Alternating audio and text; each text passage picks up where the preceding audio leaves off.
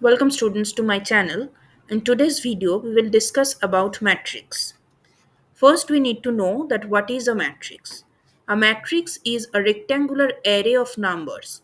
That means if we organize some numbers into some rows and some columns which makes a rectangular array, then that array is called a matrix.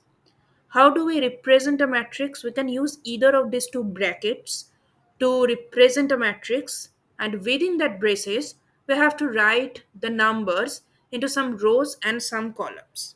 So these horizontal lines are called the rows, and these vertical lines are called the columns.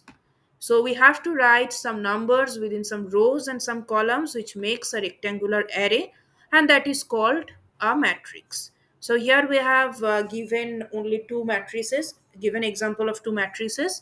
One has the elements 2, 1, 0, 4, and another one has the elements 1, 0, 2, and 3. So this is all about just an introduction of matrix. I think you have a clear idea now that what is a matrix and how to represent the matrix. So that's all for today. See you in the next one. Thank you.